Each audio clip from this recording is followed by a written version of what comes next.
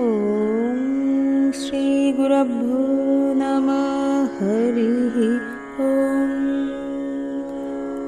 वसुदेवसुतं देवं कंसचाणूरमर्दनं देवकी परमानन्दं कृष्णं वन्दे जगद्गुरुं। हे कृष्ण करुणा सिन्धु दीनबन्धु जगत्पते गोपेशो गोपिका कान्तो রাধাকান্ত নমস্তুতে। নমস্কার। শ্রীমদ্ ভগবদ্ গীতার একাদশ অধ্যায়ের অন্তিম পর্ব অর্থাৎ ৪৫ থেকে ৫৫তম পর্যন্ত শ্লোক পাঠ, অনুবাদ ও সংক্ষিপ্ত ব্যাখ্যা। ওম শ্রী পরমাত্মনে নমঃ। অথ একাদশ অধ্যায় বিশ্বরূপ দর্শন যোগ।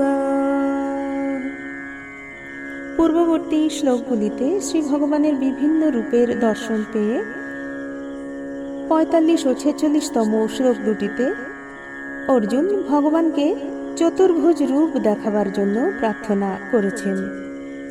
অর্জুন উবাচ অদৃষ্টপূর্বং হৃষিতস্মি দৃष्ट्वा ভয়েন চ প্রব্যথিতং মনো মে তদেব মে দর্শয় দেবরূপম প্রসীদ দেবেশ জগন্নিবাস। আমি এই রকম রূপ পূর্বে কখনো দেখিনি। এই রূপ দেখে আমি পুলকিত হচ্ছি এবং সেই সঙ্গে ভয়ে আমার মন অত্যন্ত ব্যথিত হচ্ছে। সুতরাং আপনি আপনার সেই দেব রূপ ধারণ করুন, আপনার সৌম্য বিষ্ণু মূর্তি আমাকে দেখান। হে দেবেশ, হে জগন্নিবাস, আপনি প্রসন্ন হন। বিশ্বরূপ দেখাবার জন্য ভগবানের কাছে প্রার্থনা করায় ভগবান যেমন বিশ্বরূপ দেখালেন, তেমনি দেবরূপ দেখাবার জন্য প্রার্থনা করলে ভগবান দেবরূপ দেখাবেনই। অর্জুনের এই বিশ্বাস থাকায় তিনি দেবরূপ দেখাবার জন্য প্রার্থনা করলেন।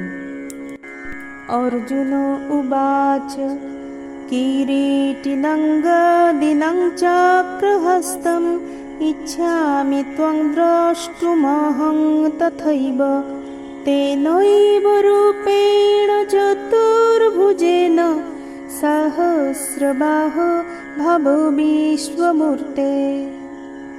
আমি আপনাকে সেই রূপ কিরীটিধারী গদা চক্র হস্তে অর্থাৎ চতুর্ভুজ রূপে দেখতে ইচ্ছা করি।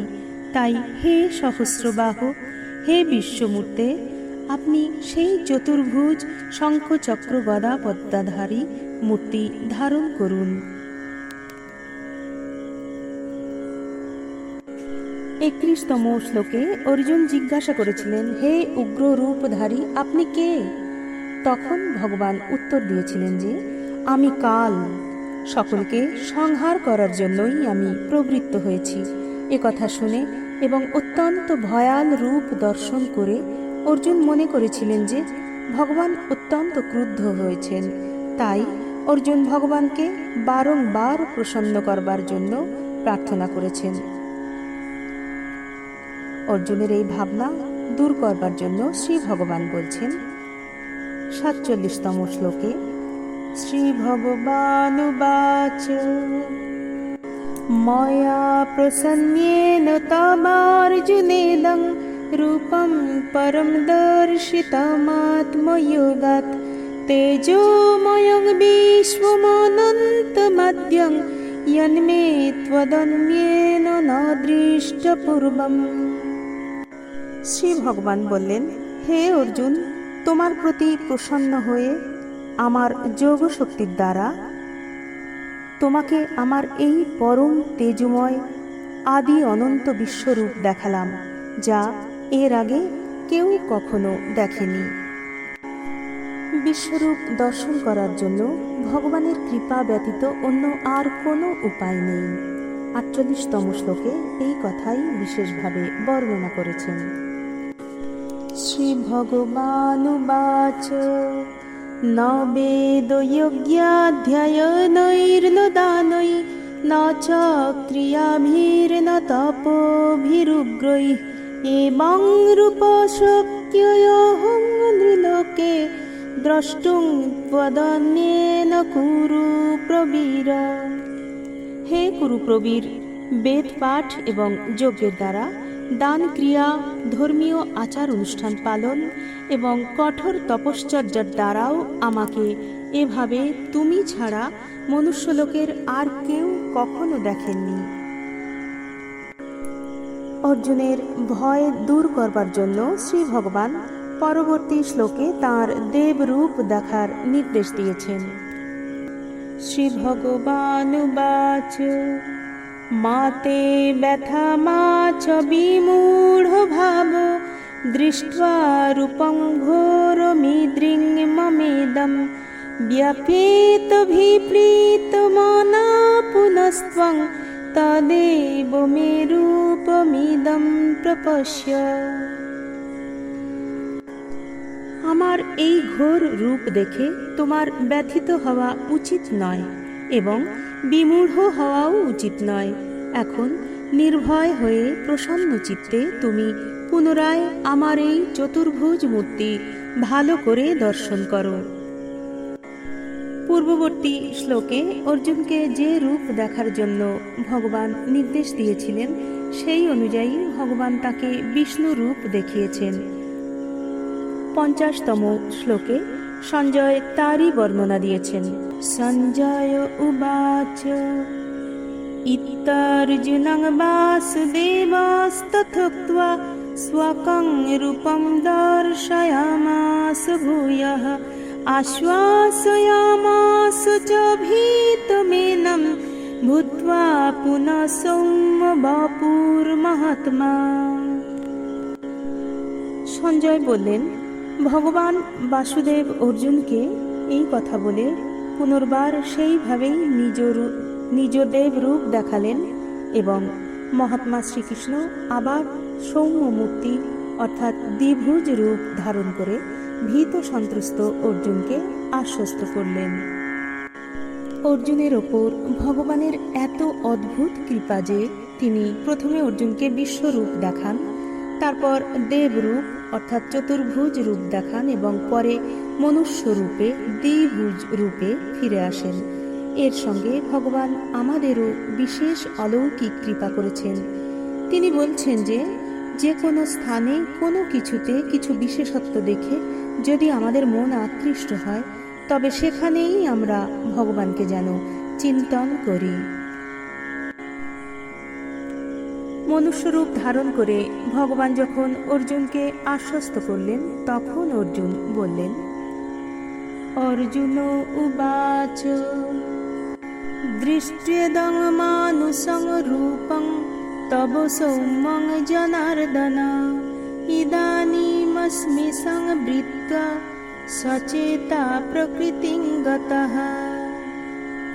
অর্জুন বললেন, হে জনার্দন, আপনার এই সৌম্য মনুষ্যরূপ দর্শন করে আমি এখন প্রকৃতিস্থ হলাম এবং নিজ স্বাভাবিক স্থিতি ফিরে পেলাম। অর্থাৎ অর্জুনের সব ভয় চলে গেছে।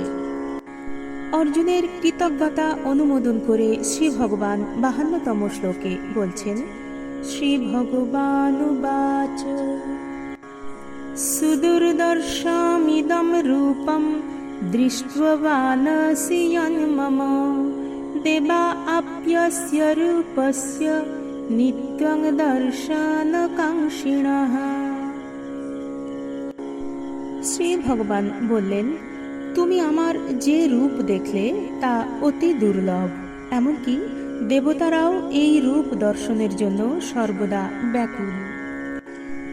অর্থাৎ তাৎপর্য হল যে ভক্ত যেমন প্রেমপূর্বক ভগবানকে দর্শন করতে চান, দেবতাগণ তেমন ভাবে দেখতে চান না। তাই ভগবান ভক্ত প্রেমিকদের অধীনস্থ হলেও দেবতাগণের অধীন নন। তাই 53তম শ্লোকে শ্রী ভগবান সুস্পষ্ট করে বলেছেন, শ্রী ভগবানুবাচ নাহং বেदैर्न তপসা न दानेन न चेज्जया शक्य एवं विधो द्रष्टुं दृष्टवानसि मां यथा। আমাকে তুমি যে রূপে দেখলে সেই রূপে আমাকে বেদের দ্বারা, তপস্যার দ্বারা, দানের দ্বারা বা যজ্ঞের দ্বারা দেখা সম্ভব নয়। যখন কোনো সাধনার দ্বারা, যোগ্যতার দ্বারা, কোনো সামগ্রীর সাহায্যে আপনাকে লাভ করা যায় না, তাহলে আপনাকে কিভাবে লাভ করা যায়? পরবর্তী শ্লোকে ভগবান তার উত্তর দিচ্ছেন।